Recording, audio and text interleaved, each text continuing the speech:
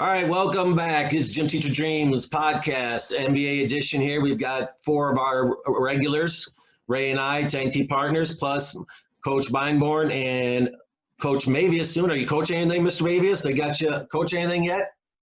Not right now, but hopefully soon.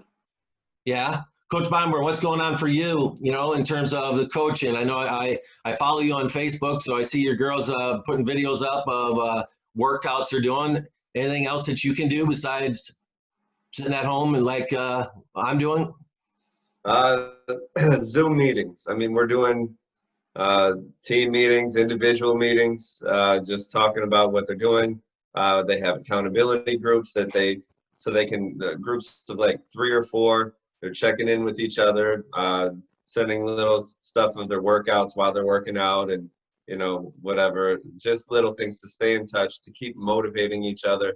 I think that's one of the biggest keys. We don't have each other around, but we can still keep each other close through everything all the technology we have now, so we can have somebody there to still motivate us through those times. That's all we really can do right now. I think they're working hard, and I'm happy with them.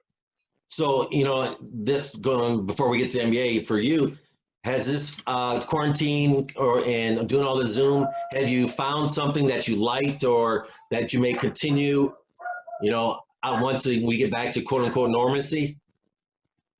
Yeah, in the recruiting process, as long as it'll still be allowed, being able to do virtual meetings, doing Zoom meetings, since most of them are not coming on campus at this point. So being able to have initial conversations through Zoom has been, I think, great, and I think way better than, nobody these days likes to talk on the phone.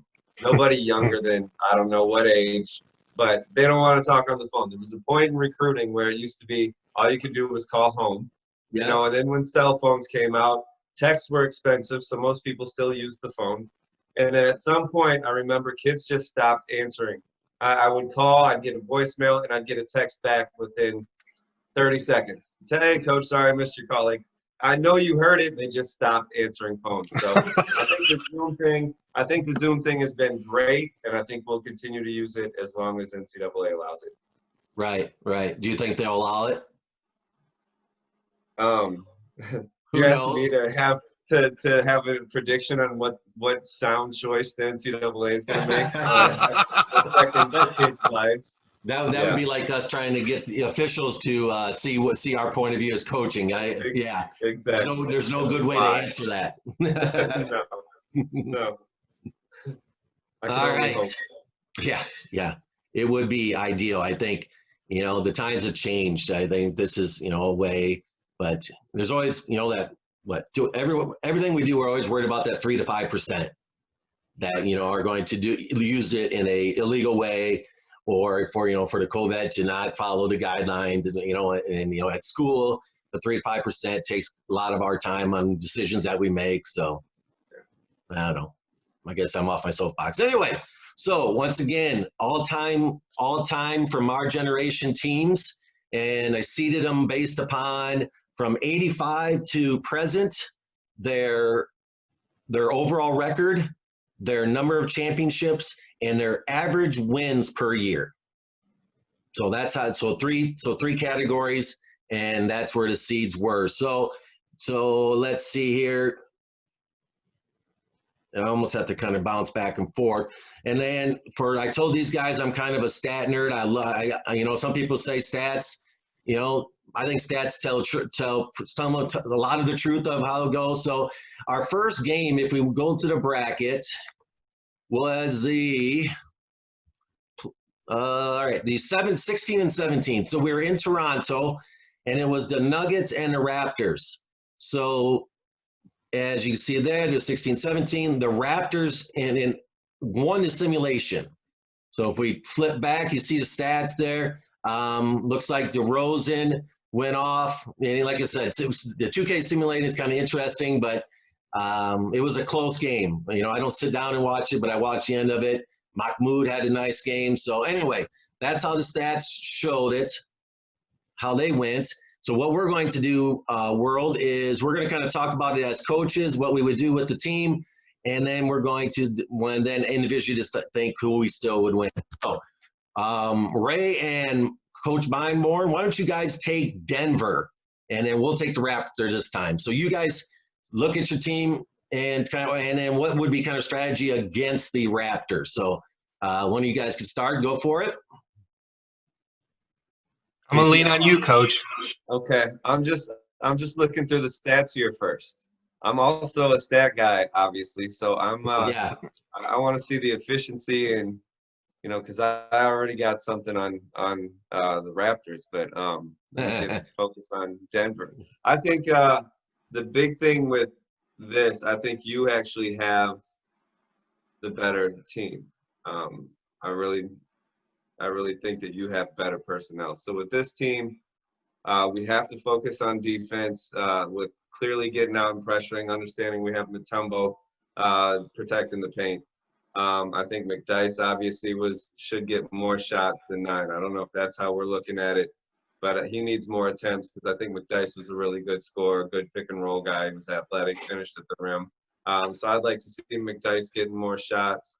But I think that's the big thing is that we got to go with an inside-out game with this team. And again, pick and rolls. And like I said, defensive pressure on the perimeter. So I don't know, Ray, what you want to add to that. Well, you had mentioned Mutombo protecting the paint, but he only got 12 minutes. I mean, why whoever's coaching that team, I just wonder why he didn't get more minutes. And then 2K coaches suck. Yeah. They do. I admit to that. Yes, you'll be interested in some of the minutes. Yes. The substitutions and the timeouts, they drive me crazy. I have to turn it all off. I don't trust them. Timeouts are the worst. Yes. And then you had talked about, so that's Chris Jackson. I would know him as, right? Yes. Mahmoud, whatever. Yeah. He was a high volume guy, so it's going to be hard to get those other shots for McDyess because Chris Jackson liked the ball in Chris Jackson's hands. Yeah. So just from a personnel standpoint, I agree with what you said, Coach. I think the Raptors have a better team, and it kind of goes to like new age basketball versus old school basketball. Denver has a little bit more of an old school roster, so I think it's going to be a contrast in styles theoretically. Right. Yeah, those are just some of my initial observations. And here's okay. I kind of glanced over. I missed over this. Okay, number one, you got Jokic. Okay, so Jokic is phenomenal. Jokic is now he doesn't help you defensively, and that's the problem. And I think that's the issue that they have looking at that. You got Mutombo and him. Realistically, can you play them both together? I think you could. Okay. I think defensively, Mutombo will protect the paint for any lack of lateral movement that Jokic has, and I think that I completely went past him. And I also think then that's Jamal Murray, then, right? Yes. Current. Oh, yes. I mean, I think he's probably, based on looking at this, should probably play a lot more minutes. His ability to take over games, athleticism, get to the paint, and just break down people is phenomenal and better than, again, I love Chris Jackson, Mahmoud. I loved him. He was one of my favorite players in college. But again, he's one of those ball stopper guys that, to me, his role should be a 6-man on a really good team where he comes off the bench and is getting buckets like, anybody that will, Lou Williams and all the best that are out there that we can talk about. I think he's one of those guys that needs to be used that way and not be primary scorer. And I think that we actually then have a chance. I mean, I think it'd be a good game, and I think we could, but I think we have to play that way. I think those two bigs and obviously Murray got too few minutes. I agree, and just you talked about the 2K simulation. That's the thing is they're what they do for especially the bench guys, and for us, I'll talk first, Sir Tyler. You can next time. So the first thing that I would say is we're going to pick and roll to start with. Try to get Mutombo, out there, and you talk about the Joker, getting him out there and trying to open up that paint. So if Mutombo has to guard the pick and roll, that will allow DeRozan, and Carter to have some ways to be able to attack maybe before he can get to the rim, as well as you look at the lineup, probably the backup center for the Raptors is Bosch. Well, now we can pick and pop, which that makes Mutombo, Joker even have to stay out a little more. So that's the first thing I would do is offensively is try to get Mutombo out of the paint, pick and roll, and then when Bosch comes there, then make sure that he pick and pops and be able to make shots which pulls Mutombo out. Carter, DeRozan can attack the rim. The key, obviously, for how they go is Lowry, can he handle the pick and roll with 7-2 Mutombo coming? And also, your guards are kind of tiny. So the Nuggets guards are tiny. So that I know that, if you look at it, Alex English is on your small forward, I'm not sure quite his defensive prowess to have to guard a Carter. But or even a Christie that came off the bench. So we're looking to attack by bringing the bigs out. Tyler, anything to add with that? Yeah, I think just in this case, getting DeMar DeRozan into situations to utilize that mid-range game. Obviously, if you look at his stats, he didn't attempt 1 3-point field goal, which he can at times shoot the outside shot, but he definitely relies on that mid-range game. So I definitely agree getting DeRozan into a pick and roll situation. If you look up and down the Raptors lineup, not too many outside shooters. I probably would have liked to see Siakam get a couple more touches. I mean, he had 1 shot in 24 minutes, so obviously I don't know what played out there, but I agree. Pick and roll, get DeRozan in situations to utilize the mid-range game. Anything to add there, Nugget coaches? Ray, you got anything? No. I would definitely say that the scheming against your pick and roll would be vital for us. And I think that the keys to that is I do think that clearly with DeRozan, the nice thing is we can sag back Mutombo, Jokic, whoever is being screened or man is screening can just simply fall back, stay in basket line with the ball and protect the rim and not worry about him. We can go under. I dare him to shoot threes off the dribble all day, and we take that. But and Tyler said it. You cannot let him get to his mid-range spot. So just stop him. And again, dare him to shoot, and I would give that up all day. That would be tougher with Lowry. It would be tougher with Carter. Again, clearly Carter's thing is still getting to the rim, but he still could shoot the ball. And he was just dangerous with the ball in his hand. So that would be the key. But we played different, depending on who it was setting it and so on. We'd play him differently, clearly on each one, and that would be, I think, the major key. All right. Well, with that being said, Tyler, who you got winning this one? I would go with the Raptors. All right, Mark. Yeah, I would definitely go with the Raptors, and again, I mean, unless I was really coaching that team. That's right. That's right. Ray? Raptors. Yeah, I just think they're a better team. I think they're a little more athletic. Yep. And, they got two. I mean, obviously, everyone is going to have a legitimate – they got 2 big-time scorers that could, score in different ways. So, yeah, with that, I agree the Raptors are going to move on. So the next round, they would take on the Lakers here. And the next game is the Pistons, who ended up being the 9 seed, versus 76ers, who were the 24 seed. The Sixers were like 10 overall. So when we went from 85 up, they really dropped down there. And the game wasn't as close as what that score is, to be honest with you. And so take a look at this one. I know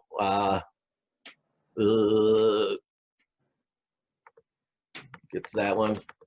So just real quick, simulated stats there for the teams. We'll switch it. So Tyler and I will take the 76ers, and you guys will have the Pistons, that better seed. So take a peek.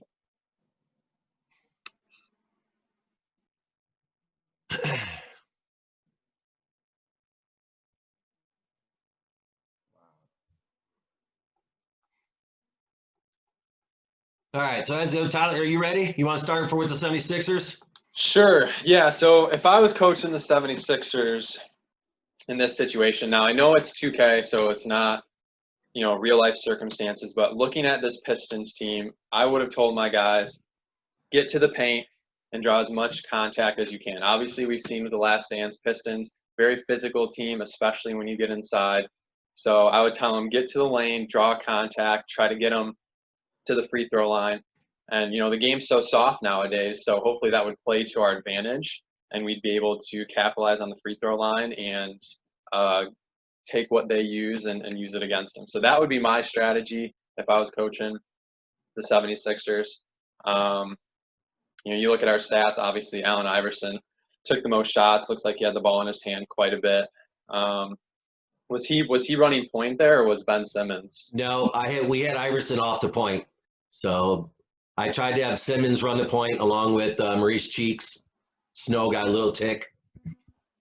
Yeah, so that I definitely would have put Iverson off the ball and had Simmons with the ball to try to create for him. But yeah, I definitely would have attacked the Pistons inside, even with that defensive presence. So one of the things for me is how the Pistons would, defend. Obviously, if we've got Simmons, Hill could probably match up with him. Iverson and Thomas would probably, go, and then Dumars versus either Doc or Barkley, and Dumars was a tough-nosed defender, but that's a tough thing for him to have to do, is guard either Barkley or the Doc. But I think for us, for 76ers, we got to giddy up. We know how good the Pistons were defensively. So let's get up tempo. Let's go. Let's run. Try to beat them before they get the chance for their defense to set up. And once again, I just like, it's like, I don't know if Preston, when he was like 3 years old, we watched The Waterboy 100 times. And at the end of The Waterboy, when he's looking for the onside kick and he's looking, he finds, there's my bitch. Sorry, that's what, to me, that's what besides your best guys getting the shots, the next step is finding the other team's B, finding the biggest mismatch and taking advantage, or the worst defender, and finding ways to attack that person. So, like I said, Pistons are really good, but I would try to find whichever way they were going and try to start with, getting Barkley or Doc going. But yeah, I think we would have to, it'd have to be a higher tempo for the 76ers to beat the Pistons. All right, Pistons. So who is that mismatch that you've identified? I said either Doc or Barkley going against Dumars. Oh, against Really? Okay. Maybe my memory isn't that great, but I just felt like Dumars was a decent defender. But he was. But he's 6'4" guard, so. But yeah, that's where I went. So yeah, what do you guys got? Well, I almost feel from the stats that maybe the Pistons did that to you and found matches with Grant Hill. He's got the 22 shots. I don't disagree with Tyler's philosophy, but it would depend on how the game is going to be called. Because if you're going to bang, and I think the Pistons would have had to have played that bruising defense, looking at their lineup. I mean, that is essentially the bad boys with a couple more bad dudes from 10 years ago. You know what I mean? I know, with Drummond, adding Drummond to the bad boys. I was thinking Wallace too. I mean, you add Wallace to that. So yeah, I mean it's just bad boys with a little bit to it. So again, like last round, it's sort of an old school. 76ers got a nice mix of new school, old school players. So again, interesting in terms of that. I don't know how I would do it offensively. That's not my strong suit. But I think just based on stats, the Pistons did exactly what you wanted to do, Pick. We did your X's and O's against you. How do you like that? Coach, what do you got? Well, first, the biggest B on the floor is Embiid. So that's on your team. And I think this is one of those games that you go into as a coach that both of you are correct. Your strategy and what you were trying to do was the right steps to take to try to beat this team. But you also know that you are just outmatched from top to bottom, realistically. Overall, you got some great players. I mean, AI is a class of his own. Dr. J is as well. But again, still old school. He doesn't have handles that that translate at this point and so on. So all those things. But bottom line is this team's better. You guys know it. We keep talking about the bad boys and their defense. Well, again, like you brought up, Ray, the best player on this team is Grant Hill. You got Grant Hill at his best, and he's incredible. Yeah. Drummond is one of the best double-double guys that the game's seen. Isaiah Thomas is a top 3, arguably, point guard ever. Definitely top 5 in most people's opinion. So I think that this team, and then you got Chauncey, who's just, again, we all raved about Chauncey when we went with the point guard stuff. So that team's just that good. Yeah, I'll start. I got Pistons. They're just too good, right? I got Pistons, yeah. Mark, you already said it. Tyler? Yeah, I go Pistons Yeah, too. yeah. All right, the next one. This one was a closer for a while, but then they ended up pulling away. If we talk, and it's wait, there was one that I didn't get stats because I didn't get to it quick enough, and it hid. It didn't show. So this one I don't have any stats for because, like I said, but as you can see, the Blazers. We'll go through, show you their roster here. Oh, can you guys see that? It's awful close. Sorry, Mark. No, you're all right. All right, so the Blazers there.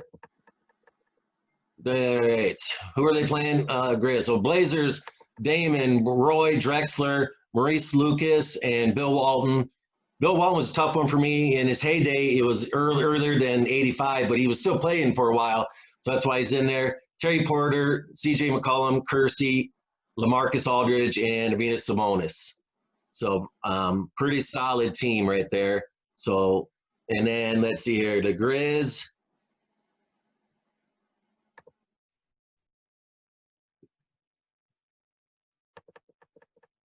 Conley, Ja, Sharif Rahim, the 2 Gasol Bar brothers, Tony Allen, Rudy Gay, Jaren Jackson Jr. Oops, I had Raheem twice. I missed someone. I messed up. This is his team that I moved around. And then Big Country. Yeah. So you guys have the Grizz, and we'll rotate again, and we've got the higher seed, the Heat. So I forget who that other guy was for the Grizz. So I apologize for that. But what do you got for the Grizz going against the Blazers? Ray? I feel like we got to get up and down the floor. I honestly don't really like our roster. You know, I mean, I don't. Yeah. I don't know. It's tough. This is one of those, hey guys, go out, play hard, have fun. Just try to keep the game, within like single digits, and in those last 5 minutes, as long as you do that, you outwork them to that point, and you got a chance. That your team's so much better. I don't like the combination of Ja and Mike at the guard spots being our best 2 guards. Limits us with a lot of things, and I think they're both. I think Ja's great. I think Conley's an overachiever, and I love him. I love his game, and I think he just works so hard. But Ja's an elite talent, and we're missing that from a guard standpoint, scoring wise, off guard, small forward. Yeah. Now the Gasol brothers are phenomenal. They're both good. They play well together. So we run, some high-low stuff and get some action on the wings, and that's all we can do. Yeah, I wondered, do you start, in this situation, do you bring Conley or, Ja off the bench, start Tony Allen? That way, defensive purposes, yeah, but yeah, you're hurting on the wing, for that team. Anything else, Ray? Not a lot of depth either. I mean, I don't know. You bring in Big Country Reeves, and that slows you down quite a bit. He'll kill Shaq. Just ask Shaq. Yeah. I just not a huge fan of the team. I'm sorry. Well, it was the 8-29 game. Sure. Tyler, you want to talk Blazers quick? I don't think we have to talk too much about this one, but what do you got? Yeah. I don't know. Obviously, you look at our roster and far superior team. I think the one thing that stood out to me was when I think of the Gasol brothers, I just think of 2 bigs. Obviously, they've had great careers, but I just think of 2 bigs that are really slow. I mean, that's just what I picture as two bigs inside. So maybe try to get them away from the basket a little bit if we can, and try to use some athleticism against them. Maybe we could use a little mental strategy too.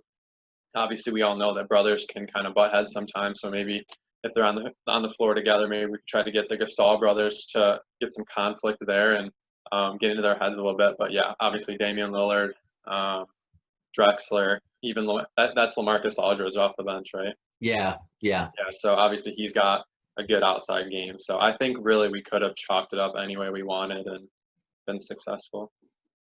Yeah, I just think from the wing, their Grizz don't have the wings maybe to handle a Drexler. I think our bigs aren't super fast themselves. So, Walton in his heyday wasn't super fast. Sabonis, when he got to the NBA, was already 12 years old.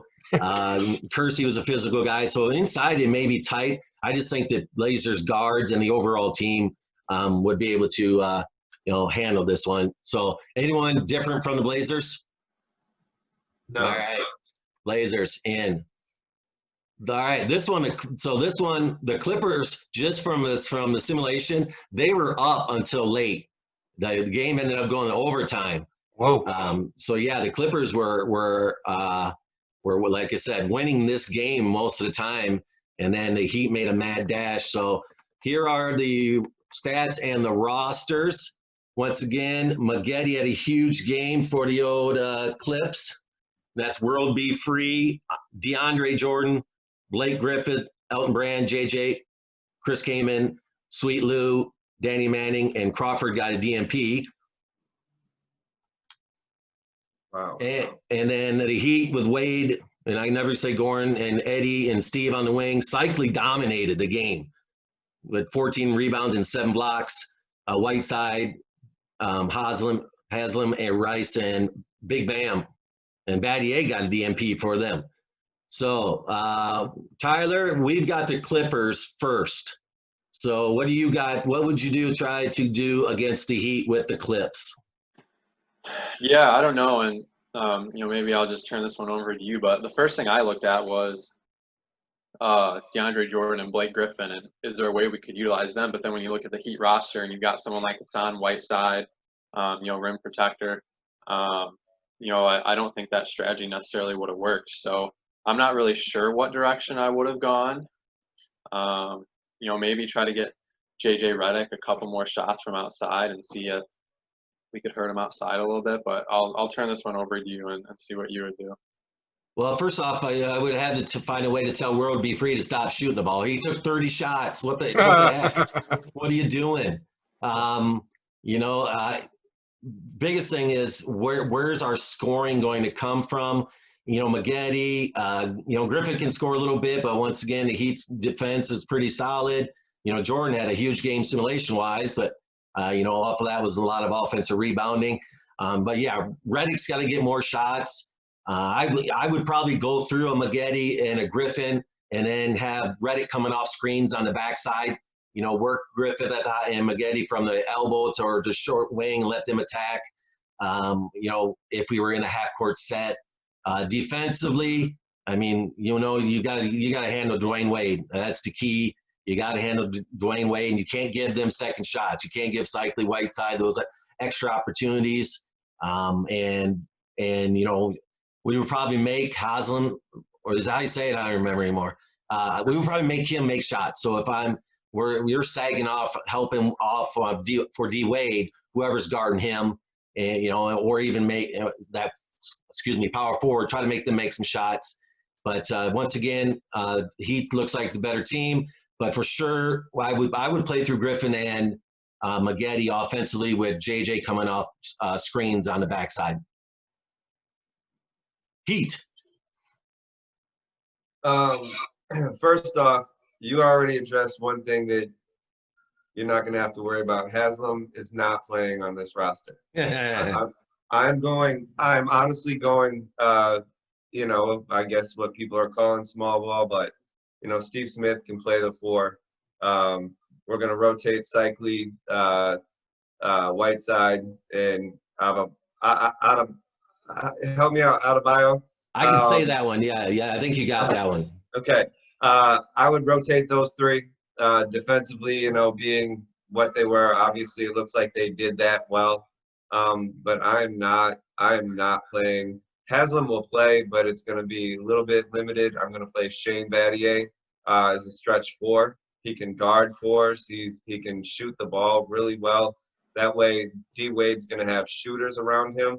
Dragic is not going to shoot that much for us.